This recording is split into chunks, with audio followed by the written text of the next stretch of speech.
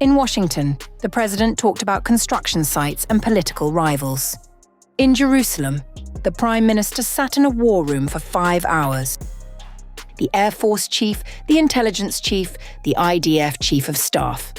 All of them planning for what comes next. Trump pressed pause on his strike, Netanyahu didn't. And in Tehran, nobody is buying the silence.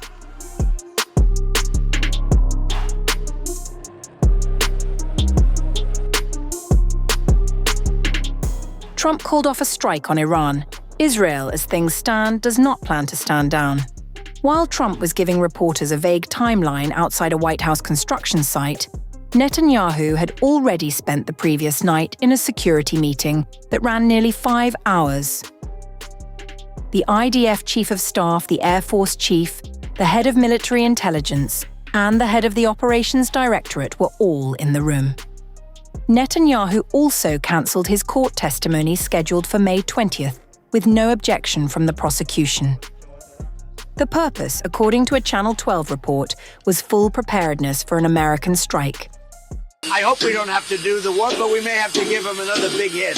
We may have to give him another big hit. I'm not sure yet. You'll know very soon. But how do you feel when you're negotiating, you're winning every point, and they say, but in Washington, they want to stop you from negotiating. They want to stop you, and it's only political. It's the Democrats. They're dumb. It's a new name. It's a very accurate name. So I'm in the middle of a negotiation. I'm saying you cannot have a nuclear weapon.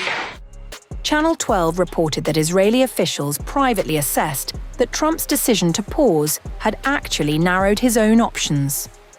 Unless Tehran came back with something dramatically different, a prospect Jerusalem considered unlikely, they believed a strike was coming regardless.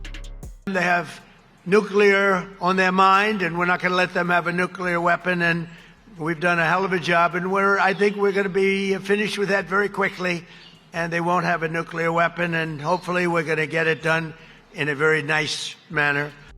Iran's new proposal did little to shift that view. Tehran was asking for reparations, a full US troop withdrawal, sanctions relief, the release of frozen funds, and an end to the American naval blockade. Trump had one word for Iran's previous offer: garbage. According to reports, the new proposal looked nearly identical. A Pakistani source relaying messages between Washington and Tehran offered a blunter read of where negotiations stood. The sides keep changing their goalposts. We don't have much time. Israel, as Channel 12 reported, was likely to coordinate directly with Washington on any potential attack.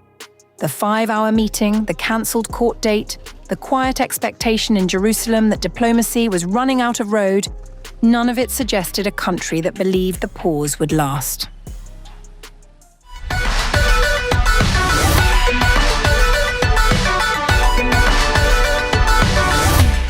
For weeks, the Middle East has stood on the edge again. Now Trump says a massive US attack on Iran was already planned and then suddenly called off. The American president announced he called off a planned large-scale military assault on Iran after the leaders of Qatar, Saudi Arabia, and the UAE personally asked him to stand down, telling him that serious negotiations were underway and that a deal was within reach. We were getting ready to do a very major attack tomorrow. I put it off for a little while, hopefully maybe forever, but possibly for a little while, because we've had very big discussions with Iran, and we'll see what they amount to. I was asked by Saudi Arabia, Qatar, UAE, and some others if we could put it off for 2 or 3 days, a short period of time, because they think that they are getting very close to making a deal, and if we can do that where there's no nuclear weapon going into the hands of Iran, I think, and if they're satisfied, we will be probably satisfied also. We've informed Israel, we've informed other people in the Middle East that have been involved with us. Hours before the announcement, a US official cited by Axios had described the mood in Washington in blunter terms, warning that if Iran was not more responsive at the table, the two sides would have to have what he called a conversation through bombs. Iran's foreign ministry confirmed that exchanges were continuing through a Pakistani mediator, but defended its position firmly. including demands for frozen asset releases, sanctions relief, and war reparations, which it described as a lawful response to what it called illegal US aggression. Tehran also reiterated it would not permanently halt its nuclear program. At the same time, senior Iranian commanders have warned that any new US or Israeli attack would trigger a far more severe response than before, while Tehran insists it will not abandon its nuclear program under pressure. We announce to America and its allies, do not commit another strategic mistake or miscalculation. Any renewed aggression will be met with a swift, decisive, powerful, and extensive response. We will defend the rights of the Iranian nation with all our strength and cut off the hand of any aggressor.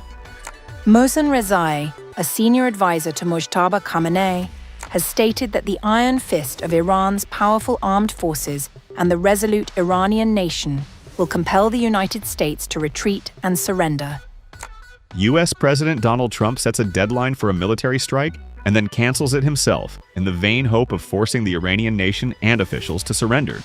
The iron fist of the powerful armed forces and the great Iranian nation will force them to retreat and surrender. Iranian military leaders have said that while Iran seeks no war and desires peace and stability in the region, it will never hesitate to deliver a crushing, proportionate response to any provocation or act of aggression against its people and its sacred soil. They have consistently emphasized that the country's growing strength serves solely as a deterrent against foreign threats and interference.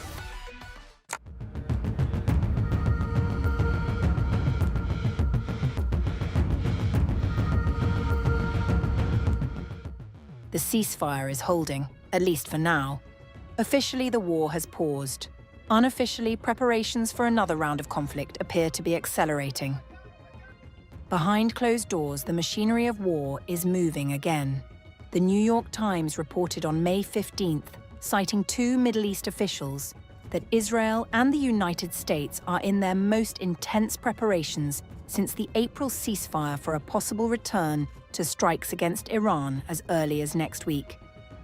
Trump returned from Beijing on Friday after discussions with Chinese President Xi Jinping, but made clear he was unimpressed with Tehran's latest proposal. Have you rejected the latest proposal from Iran, or where does that stand? Well, I looked at it, and if I don't like the first sentence, I just throw it away. The options on the table are significant. Planning includes heavier bombing of Iranian military and infrastructure targets.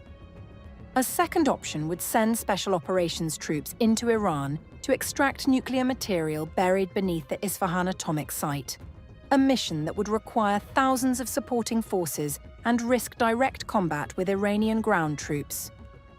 A third would see US forces move to seize Karg Island, Tehran's main oil export hub in the Persian Gulf.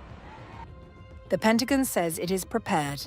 Defense Secretary Pete Hegseth confirmed this week that escalation plans are already in place if diplomacy collapses.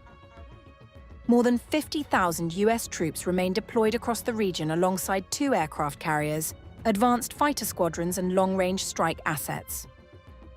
But intelligence assessments suggest the previous campaign failed to cripple Iran's capabilities fully. US officials reportedly believe Tehran has already restored access to 30 of its 33 missile sites near the Strait of Hormuz and regained operational control over most underground launch facilities. Iranian officials, for their part, say they are prepared for whatever comes next.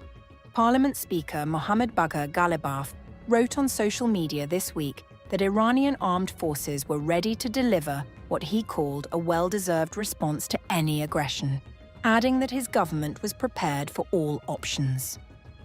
Earlier, before leaving for China, Trump had said the US will win one war or the other. We're either going to make a deal or they're going to be decimated. So one way or the other, we win. But the ceasefire Trump declared last month left the war's central question unanswered: Iran's nuclear program. Trump called it a pause. By his own logic, pauses end.